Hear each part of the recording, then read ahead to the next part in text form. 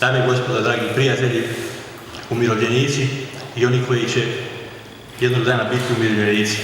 Izuzetno mi je drago vas pozdraviti u ovolikom broju, jer nemojte zaboraviti.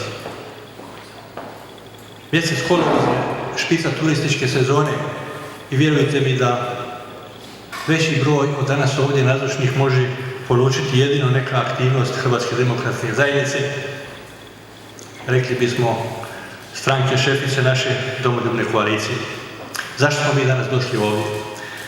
Iz više razloga.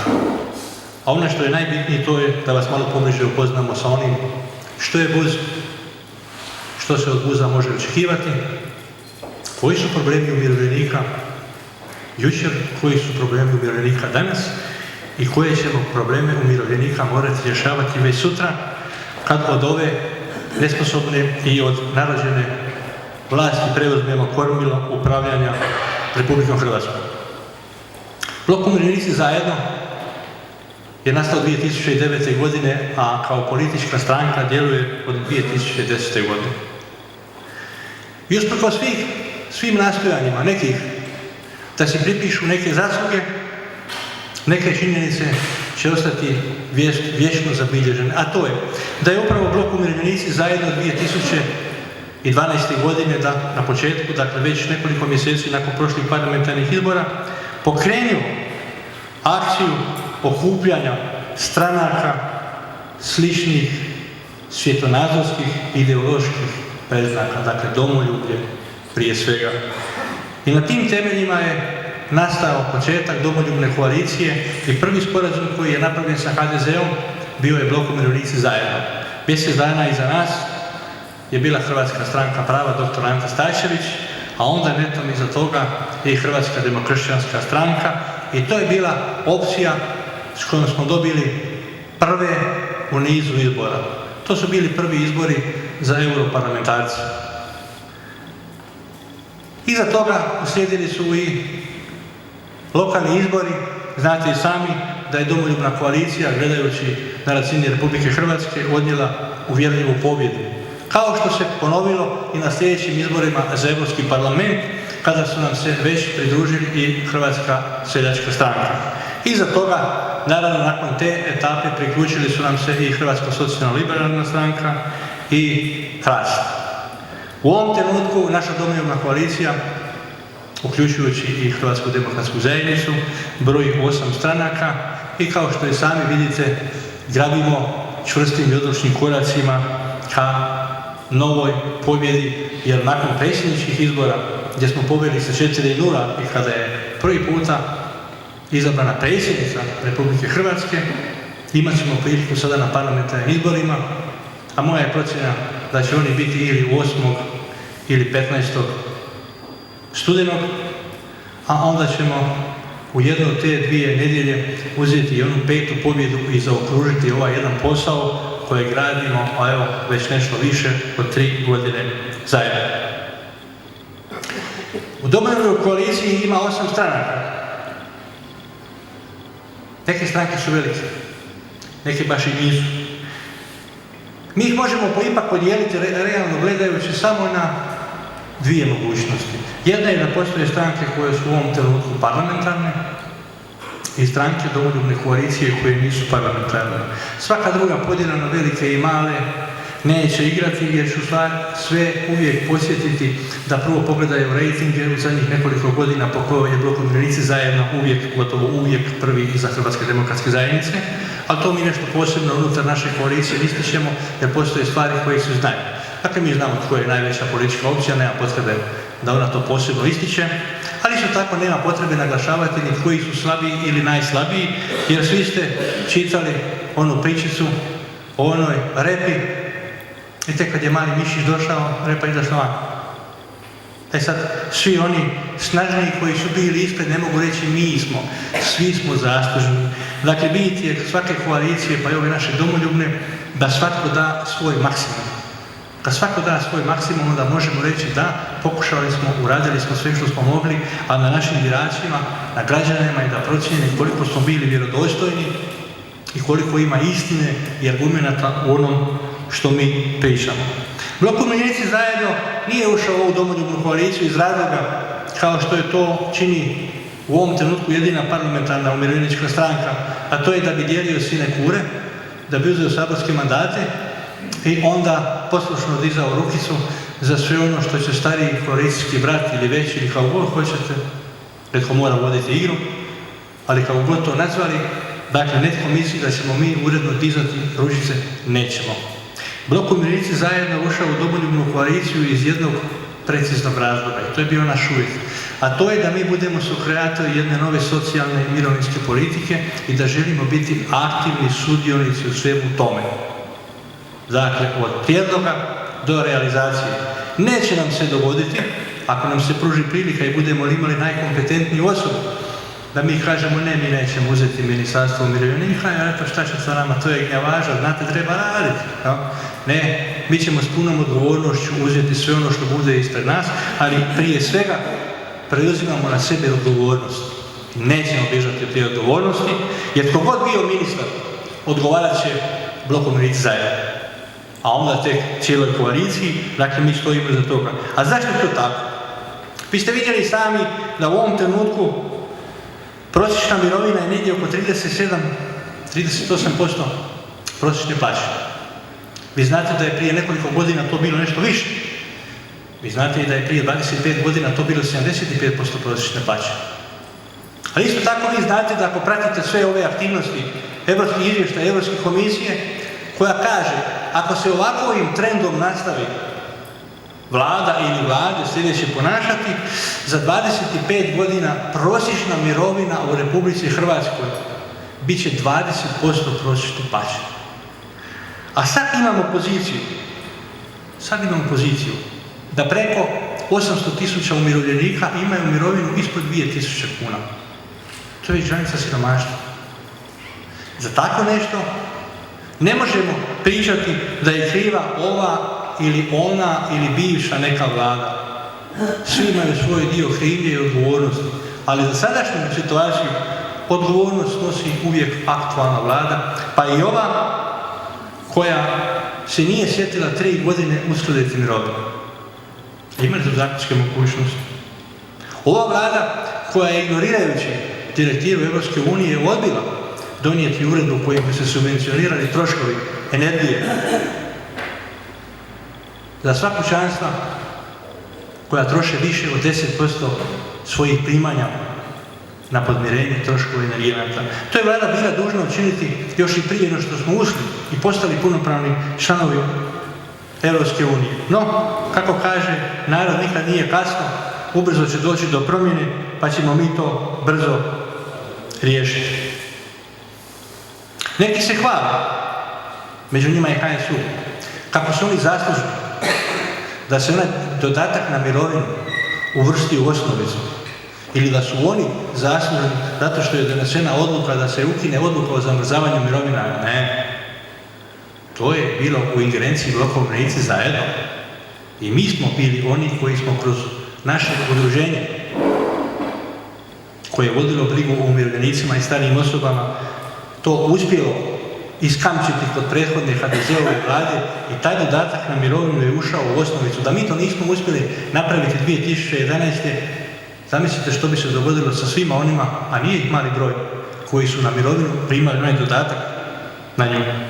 Vi znate u ovom trenutku da u Hrvatskoj imamo 330.000 blokiranih. Mislim da je to podatak koji svi znate. Zna li netko od vas koliko je blokiranih bilo na početku ove kukuriku vlade? Ja ću vam reći. Nešto malo više od 100.000.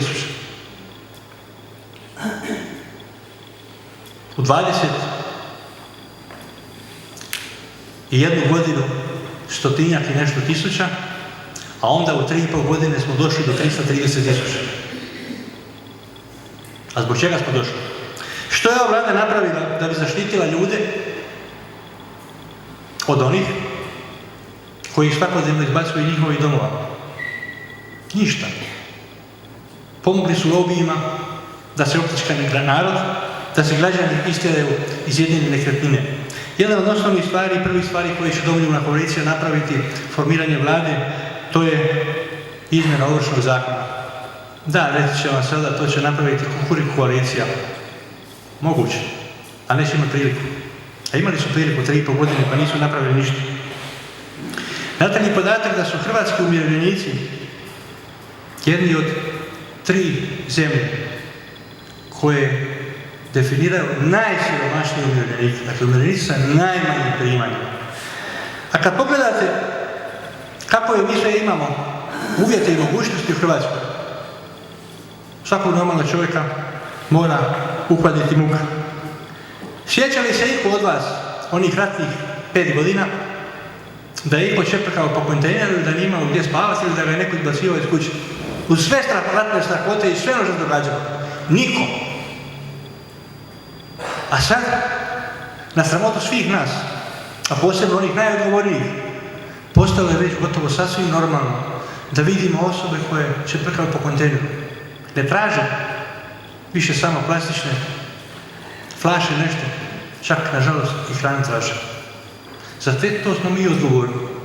Za sve to, kad kažem mi, onda kažem i vi. Ja kažem da je ovo naša današnja vlast je odnarođena, ali nije da ne narodna. Građani su izabrali. Narod je izabrao ovu Kukuriku vlast i ima to što ima i vjerujem da nakon 3,5 godine ima veoma mali broj onih koji bi je voljeli vidjeti još i sljedeći mandat. Zamislite vi šta bi bilo da se možda ponekad usprotivio HSU unutar parlamenta, da jasno i glasno rekao pa mi nećemo podržati Kukuriku vladu. Nažalost, vi u 3,5 godine od njih niste čuli ni glasa. Ali HSU je prva opcija, prva politička opcija koja će osvojacati pravo da sve umirovljeničke udruge veže u sebe, ucjenjujući ih, bilo materijalno, bilo na drugi način. Blok umirovljenici zajedno, za razliku od njih, traži samo jedno. Svi članovi Matice umirovljenika, cijelo vodstvo, dođite na naše skupove. Ne tražimo da nas podržite, tražimo da nas saslušate, da čujete što mi imamo reći. Ako procijenite da neka druga opcija, ona koja je vjerodostojna, mi se nećemo ljutiti da im svoje povjerenje date. Ali želimo biti sigurni da ste saslušali nas. A ja sam već rekao, ne želimo biti smokvin list i pokriće za bilo čije odluke. I budite sigurni da ako se dogodi, a vjerujem da neće, ali ako se dogodi da neka odluka ide na štetu umirovljenika, da će BUZ unutar koalicije biti prvi koji će bugnuti svakom u stol reći, neće to ići. A ako to ide, onda će BUZ kao odgovorna stranka napraviti ono što biračko tijelo koje nam daje povjerenje od nas i očekuje. U toj igri sudjelovati nećemo, ali kažem, mi vjerujemo da se tako nešto neće dogoditi, jer Blok umirovljenici zajedno jest socijalna komponenta u ovoj domoljubnoj koaliciji. Socijalna komponenta koja čini jednu cjelinu i socijalna komponenta koja sutra neće od Vlade Republike Hrvatske tražiti nešto što je nerazumno. Pa ćete najlakše doći pred birače, najlakše doći pred ljude i reći dajte nam glas, a mi ćemo sutra povećati mirovine, pa možemo lupati bez veze, ništa nas ne košta. Ja kažem, na glupost se ne plaća PDV, pa ćemo reći mi ćemo dignuti mirovine 10, 20 ili x%. Nećemo to reći. Ali ćemo reći ono za čega možemo stajati. A to je da ćemo našim prijedlozima koji će proisteći iz iskustva ljudi koji imamo u stranci, u svim segmentima. Imamo jako veliki broj ljudi koji su cijeli svoj radni vijek proveli na izuzetno odgovornim radnim mjestima sa ogromnim iskustvom. I ljudi imaju izuzetno kvalitetne prijedloge. Ali što je prijedlog ove sadašnje vlade kad idete nešto predložiti? Ili što je problem Bloka umirovljenici zajedno kad se obrati priopćenje medijima? Znate što nama kaže? Kad ga ne objavi, a uglavnom ne objavljaju ništa. Kaže, pa vi niste parlamentarna stranka. Znate što to znači? Na pamet i na prijedloge ekskluzivitet imaju parlamentarne stranke. A kad pogledate tko nam sve sjedi u Saboru, teško da ovdje ima iko od vas da ne bi rekao da njih pola, njima polovici ne bi dali ni 2 opcije da čuvaju. Ali oni su parlamentarci, mišljenje parlamentaraca je uvijek bitno. Kamere i mikrofoni će uvijek doći kad je neko od parlamentarnih stranaka. Jer oni znaju. Svi ostali trebaju šutiti. A vjerujte, puno izvrsnih ideja koje su se rodile iz životnog iskustva, od ljudi koji uopće nemaju političko iskustvo i koji su u političkom miljeu, rekli bi ništa, nula, niko. Imaju 10 puta bolje prijedloge od polovine aktualnih ministara Vlade Republike Hrvatske. Pa koga ćemo mi slušati? A onda će oni svi reći, nama je narod dao vlast, mi odgovaramo narodu. Ma bogati. Onda kad im se narod obrati, pa što ćete se vi obraćati, pa što se ti si niko i ništa, jado, što se ti imaš obraćati? On je veliki ministar, on je veliki zastupnik. A znate što je najgore kod ovih ljudi koji se dočepaju saborske fotelje ili ministarske funkcije? Oni misle da su time dobili na neki način i sve prerogative, posebno one intelektualne, da bi te funkcije obnašali. A dio njih, Bože mi prosti, veze sa životom nema. Jer sjetite se i sami. Prije 3,5 godine, kad je bila ona kampanja za prethodne parlamentarne izbore, šta su svi govorili? Mi znamo šta treba napraviti, nama ne treba 100 dana mira, mi odmah sutra dan idemo raditi, sve ćemo probleme riješiti. I što se dogodilo? Svjedoci ste svi. Nakon 2 godine oni kažu imamo clean start. Kad utvrdili smo početak, pazite, a sve su znali prije izbora. Došli izbor, ništa više ne znaju. 3,5 godine mandata je prošlo, ništa nisu napravili. I sad odjednom, naš premijer se sjetio sitno zubanja. I sad malo šeta kroz narod. Eto da narod vidi kako je on premijer iz naroda i kako se on ne plaši naroda. Naravno, ukoliko se ne radi o Kninu, ukoliko se ne radi o Sinju, ukoliko se ne radi o Vukovaru, dakle, ukoliko se ne radi o bilo kojoj sredini u kojoj nisu isključivo njegovi apologeti. U sredinama u kojima narod osjeća domoljublje, koji se bori za neke vrijednosti, koji živi za neke vrijednosti. Među taj narod premijer ne dolazi. To očito nije njegov narod.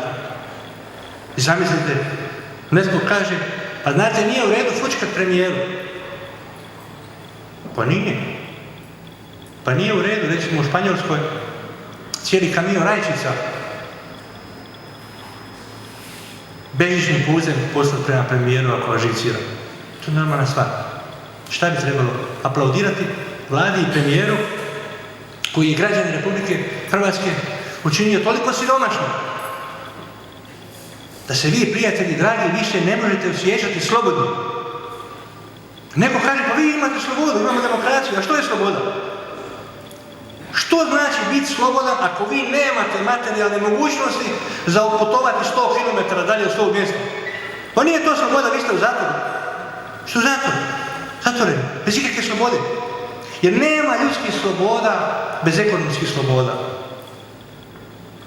A naša vlada u 3,5 godine čini sve da osiromaši našeg građana. Bez obzira, bio on radnik, umirovljenik, nezaposleni, bilo tko. A što? Ti naši građani za koje premijer kaže da su nekulturni ako zvižde, a što to građani žele uopće? Što hoće ovih 330.000 blokirati? A što je misle da oni hoće milostinju, da im sve neko oprosti dug, da nešto smisli, da nešto prevari, da prekinemo? Ma ne! Ljudi samo tražu jedno, sveustavno pravo na rad. Da svojim radom, svojim poslom, svojom zaradom mogu vratiti te kredite. A što radi naša vlada? Svaki dan na desetine novih koji završavaju zavodu za nezaposlene. Na takav način se vlada bori. I što onda može očekivati osoba koja prije 5, 10 ili 15 godina podigla stambeni kredit, radili su on, supruga, dakle radi u nekoj obitelji. Što će ti ljudi raditi kad dođu u situaciju da su svi bez posla zahvaljujući ovo ili bilo kojoj prethodnoj vladi ostali bez posla? Što će raditi? Prepustiti se sudbini raznih lihvara, utjerivača, kojima, zamislite, i policija pomaže da osobu koju je uskraćeno ustavno pravo na rad i baca iz kuće, iz jedinog doma. To nijedna narodna vlast na ovoj kugli zemaljskoj da je normalna ne bi nikada dopustila. Nikada. Zašto nije logična stvar? I što je priječio ovu vladu da kaže? Ukoliko su ljudi izgubili mogućnost, platešku sposobnost radi gubitka posla, pa ne mogu vraćati kredite, tog istog trenutka treba biti moratorij. Moratorij na vraćanje tih kreditnih obveza. Zamrzavanje. Sve do trenutka kad ta osoba ne bude ponovo dobila mogućnost da radi i da iz svog rada taj posao vraća. Da, reći se premijer Milanović, onoj gospođi, pa bavite se politikom. Jer je rekla da nema posao. Traži posao. Ne može niko ako nije član stranke. Zamislite poruke. Uđite u politiku. Koja je to poruka? A šta je politika? Šta je politika? Šta je politička stranka? Je li to zavod za zapošljavanje?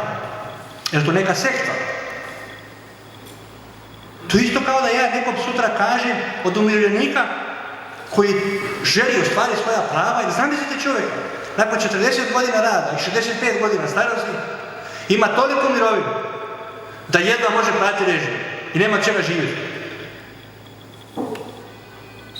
Šta to je osoblja, vjerovatno nas ima i dobri broj ovdje od vas, ja kao čelnik jedne političke stranke mogu reći, ne mogu mu reći, gospodine, mi ćemo vas onda dati dvostruku mirovinu. Ne. Ali možemo reći jednu stvar u kojoj smo sigurni.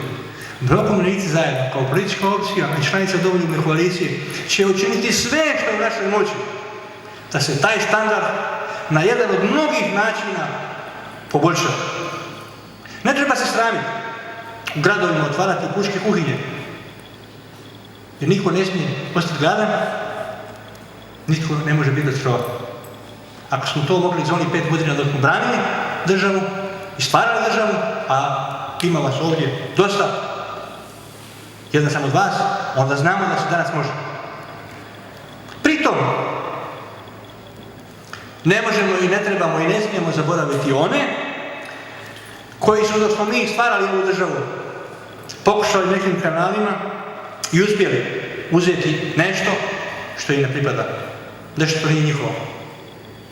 Konačno u ovoj državi netko mora doći u poziciju i reći vraćaj. I ne pitati 2 puta. Prvi put se kaže vraćaj, a drugi put mu uzimaš. Koji su to? Svi oni koji imaju nenormalan srazmjer imovine u odnosu na njihova primanja. Svi. Pa i onaj zakon koji je Kukuriku vlada donijela 2011. promakao vam je većini. A kad je Blok Umirovljenici zajedno izašao sa priopćenjem i pitao vladu zašto i kako, ignorirali su nas. Oni su donijeli zakonsku odredbu po kojoj svi koji su imovinu stekli do 5. svibnja 2005. Dakle, ako se sjećate, završila vlada,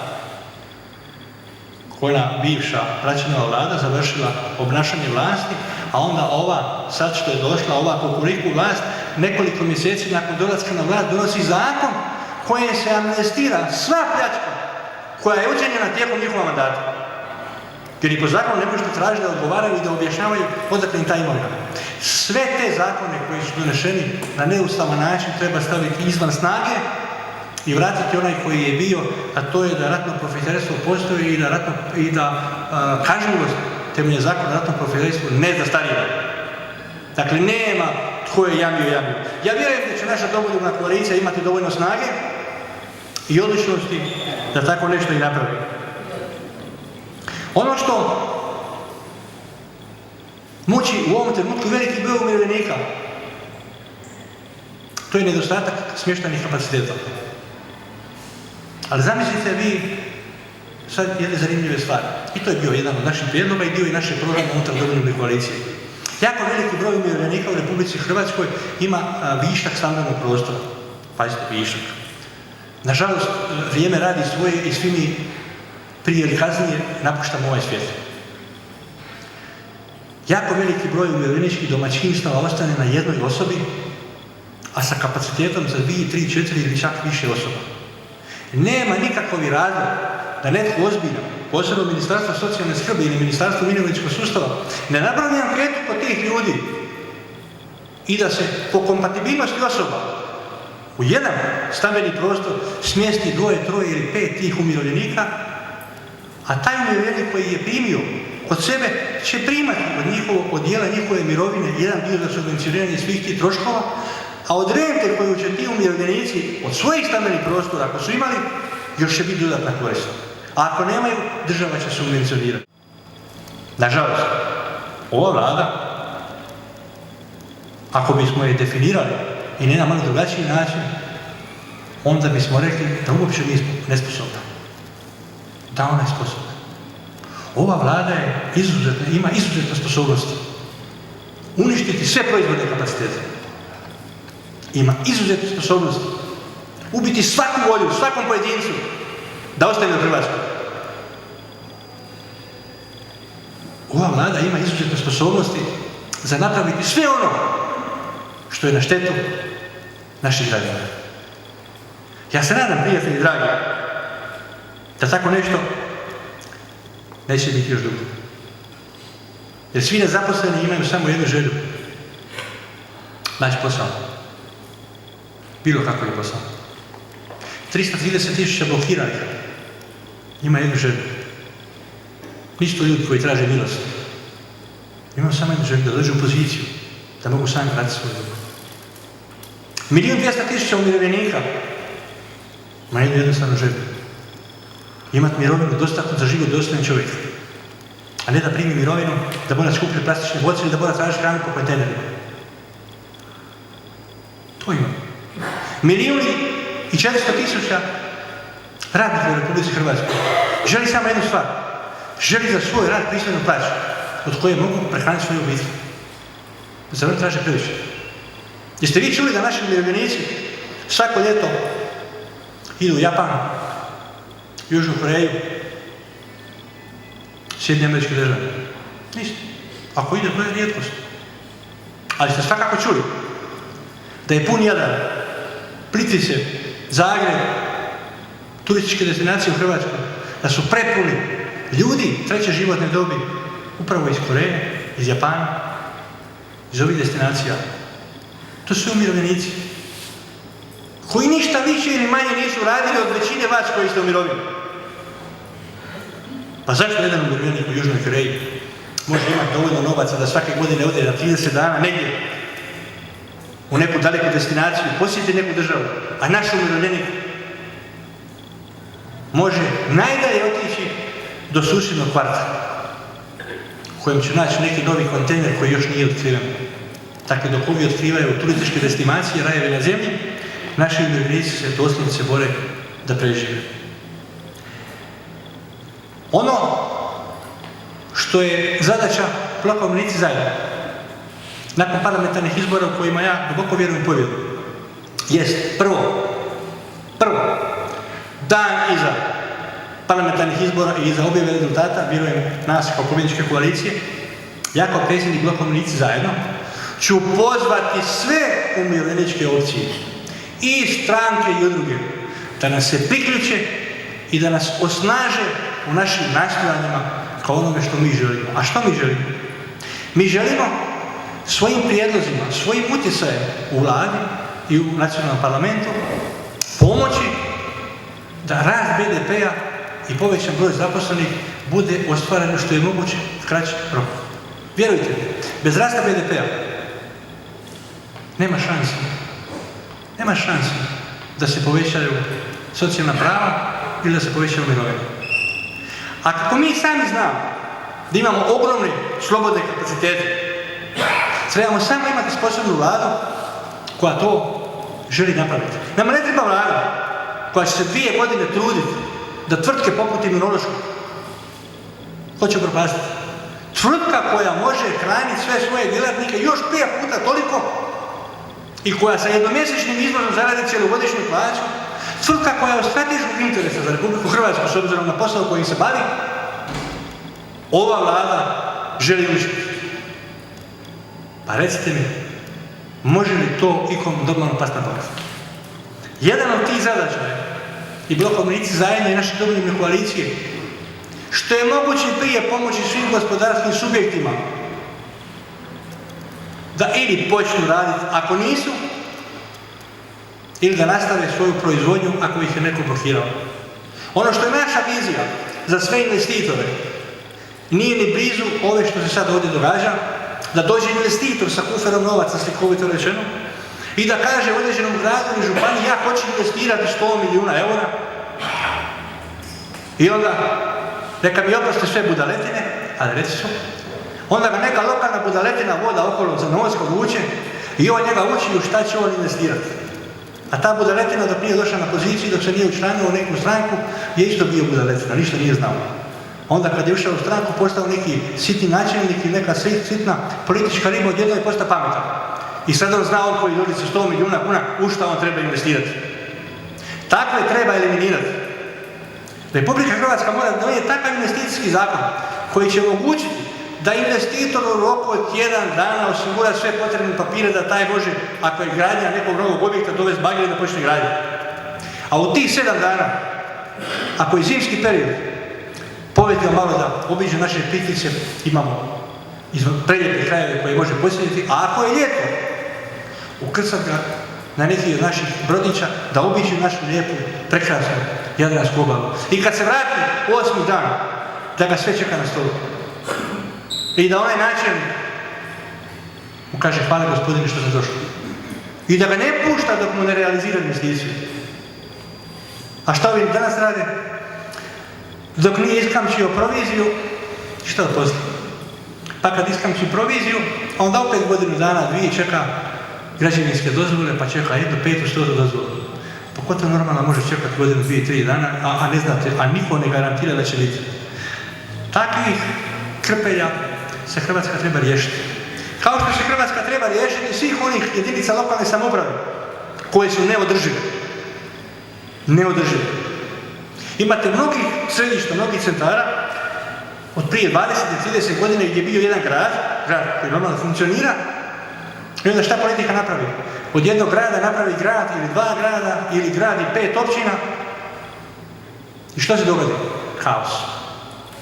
5 načelnika koji se nikad ne mogu dogovoriti oko prostorno-planske dokumentacije, jer jedan bi htio građevinsku zonu tamo, drugi htio na drugom mjestu, pa gospodarska tamo, vamo, da ne govorimo o ulicama, cestovnim pravcima, infrastrukturi, ništa. To treba racionalizirati. To treba racionalizirati. Ja se nadam da ćemo mi opravdati povjerenje svih onih koji nama daju svoj glas. Nama su u ovom slučaju posebno bitne ove udruge, umirovljeničke udruge, koje su dugo vremena bile vezane uz jednu političku opciju. Ali sam to rekao na početku, samo ću ponoviti.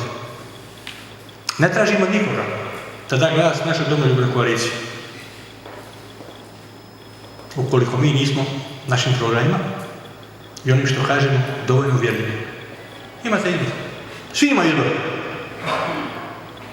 Ali ako pogledate ove 3,5 prethodne godine, ja vjerujem da nitko od vas ne želi još 4 ovakve. Jer ako budu 4 ovakve sa trendovima kako jesu, vjerujte mi, Hrvatska više neće biti. Ne u onom smislu da će Hrvatska nestati. Ali ako se trend zaduživanja nastavi kao što je krenulo, mi smo već za 3 godine u nešto malo goroj situaciji nego što je Grčka danas. Znate li u kojoj situaciji je Grčka danas? Ona je kolonija jednog broja međunarodnih korporacija.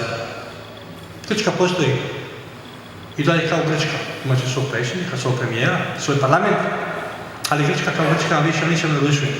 Nema ništa. Hrvatskoj još uvijek nije kasno da neke stvari prekrene svoju korist posebice, jer imamo nacionalnu valutu. Mi smo jedina država od 28 članica Europske unije koja nacionalnu valutu nije iskoristila za rast domaće proizvodnje. Ništa. Znate li vi da Hrvatska proporcionalno deviznim rezervama ima najveće devizne rezerve u Europskoj uniji? Zamislite što bi se dogodilo da Hrvatska u ovom trenutku oslobodi, a bez problema, ništa se ne bi dogodilo, nekih 3 milijarde eura i to gurnula u proizvodne djelatnosti. 3 milijarde eura, to je 300.000 zaposlenih. Onda svi pitate zašto neće? Pa neće. Jer netko tamo ne vodi interesa, ne vodi računa o interesu Republike Hrvatske, ne štiti nacionalnu valutu, već štiti nekoga i nešto drugo. Nešto od čega građani Republike Hrvatske nemaju apsolutno nikakve koristi. Ja vjerujem da će kap koju će Blok umirovljenici zajedno donijeti na ovim izborima biti ona kap koja će u početku biti ta jedna kap, ali vi znate kad kiša počne padati, počne sve kap po kap. A baš ste vi u Slavoniji ovdje spoznali što znači kad nešto puno tih kapi padne, da to zna biti jedna velika poplava. Dakle, svi vi koji možda u ovom trenutku razmišljate i na način, a šta ću ja? Pa ja sam jedan ili ja sam jedna. A što ja mogu napraviti? Vi možete napraviti sve. Jer vi ste, svaki od vas, to je ona jedna kap koja na koncu bude rijeka, a ta rijeka zna napraviti veliku poplavu. Vi to sve možete ako hoćete. A ono što ću vam ja sugerirati, ne trebate vjerovati. Ni jednim, drugim, trećim ili petim. Jer svaki će o sebi najljepše pričati. Ja ću reći nešto drugo. Vjerujte sebi. Vjerujte svom instinktu i vjerujte svom razumu. Jer ako ste vi sami zaključili da je nešto za vas dobro, onda je to za vas najbolji zaključak. Pa i ako ste u krivu. Nije dobro da čovjek sluša šta mu drugi kaže. Napravi ovo, napravi ono. Ne. Preuzmite odgovornost za sebe. Za svoju djecu, za svoje obitelji. I vi donesite odluku i preuzmite odgovornost i recite nakon izbora, ja sam za ovo glasovao. Pa ako sam i pogriješio, moja je greška. Najveća je greška ne činiti ništa i reći, mene se ne pita. Gospodo draga, uvijek vas se do sada pitalo, uvijek će vas se pitati, na vama je samo da vaše pravo iskoristite.